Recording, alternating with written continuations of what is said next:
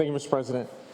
Colleagues, if we allocated vaccine based on lethality, which is what we've talked about all day, the people who are most likely to die of COVID-19 should be the ones that receive it, then we would allocate way more. We would allocate it very differently. As we talk about race, as we talk about class, we talk about all these things that we say shouldn't matter. But the reality is they do. The reality is they always have.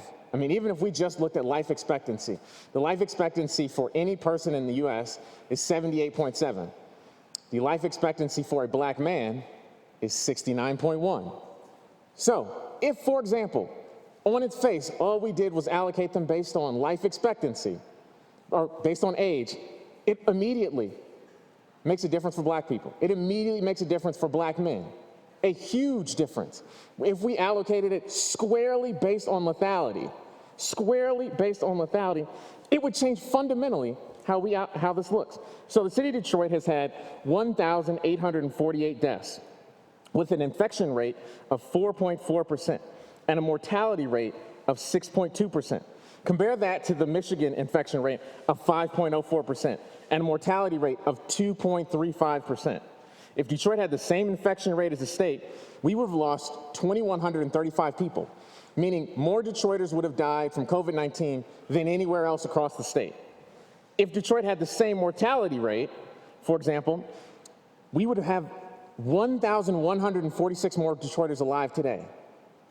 2/3 of the deaths of Detroiters are because there is something different about living in the city of Detroit. There is something different, whether you want to call it race, whether we call it income. No matter what it is, we know that that is the case. There is no doubt, there is no debatability about those things.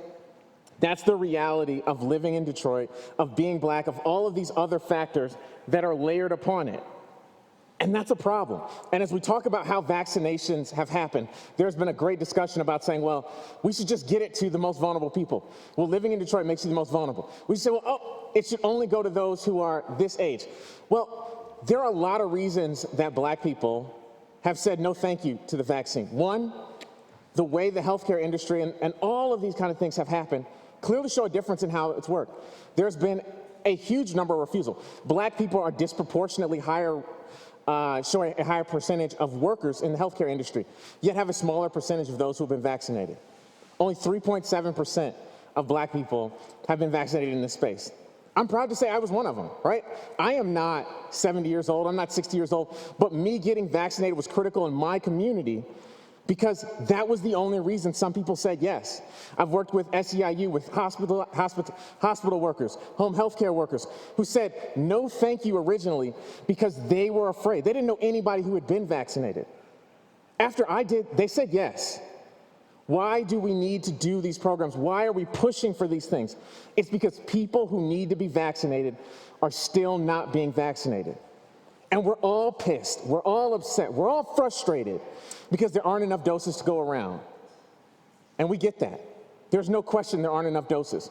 But if we're saying they need to go to people in communities where the likelihood that you will die of COVID-19 is the highest, there is no question, there was no doubt that if we change the formula to allocate it that way, there would be more vaccines going to Detroit. I'll say that again. If it's about where are you most likely to die of COVID-19, it's in Detroit.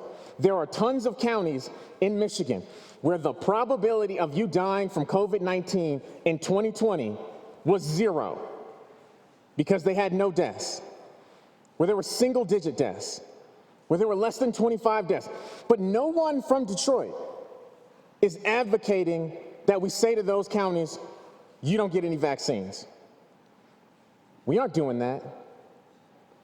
What we're all doing today is trying to represent our people the best, to make sure that vaccines go to the people who need them the most. And the way we do that is by allocating them based on the likelihood that you will die of COVID-19. And my amendment does that. If you want a fair and equitable way to do that, allocate them based on the likelihood that you will die in your community from COVID-19. And that's what we could be doing. Mr. President, I'd ask my remarks to be printed in the journal.